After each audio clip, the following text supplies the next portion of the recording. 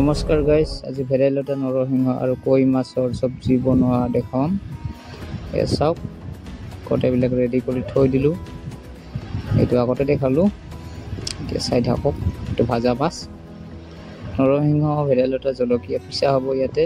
এইখিনি ৰসখিনি এইটো আগতে আলু এনেকৈ থৈ দিছোঁ বইল কৰি। এতিয়া তেল দিলোঁ, ইয়াতে দুটা শুকান জলকীয়া।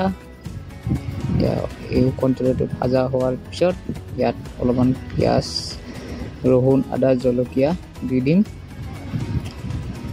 বেছি সময়ৰ কাম নহয়, বস্তুবিলাক ৰেডি হ'লে চব সোনকালে হৈ যায়। এতিয়া এনেকৈ অলপ সময় ফ্ৰাই কৰাৰ পিছত লাহে লাহে চব হৈ যাব। চাই থাকক, ভিডিঅ'টো ভাল লাগে লাইক কৰিব। এয়া হ'ল আলু, মানে বইল আলুটো ইয়াতে দিলোঁ তেলত। অলপ সময় ফ্ৰাই কৰাৰ পিছত ইয়াত লাহেকৈ হালধি দিব লাগিব, নিমখ দিব লাগিব। এতিয়া হালধি দিয়াৰ পিছত অলপ হালধিখিনি ভাজা হ'ব লাগিবতো, সেইকাৰণে লাৰি দিলোঁ। এতিয়া নিমখখিনিও তেনেকুৱা লাৰি দিলোঁ। এতিয়া ৰসখিনি ওলোৱাৰ পিছত ইয়াতে দি দিলোঁ। এতিয়া আৰু বইল হ'ব দিম, তাৰপিছত টেষ্টি চাই থাকিব। লাহেকৈ মাছকেইটা ইয়াতে দি দিম।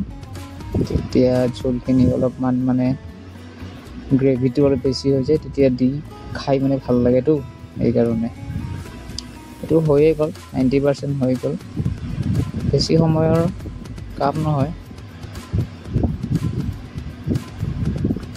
এতিয়া অলপ সময় লৰাৰ পিছত এইটো আপোনাৰ ৰেডি হৈ গ'ল আৰু টেষ্ট কৰিব পাৰে। এতিয়া আৰু ইয়াতে অলপমান ধনিয়া দিলোঁ, ধনিয়া যিহেতু স্বাস্থ্যৰ পক্ষে ভাল। ঠিক আছে, তেতিয়াহ'লে ভিডিঅ'টো ভাল লাগিলে লাইক কৰিব, শ্বেয়াৰ কৰিব আৰু কমেণ্ট কৰিব একদমেই নাপাহৰিব।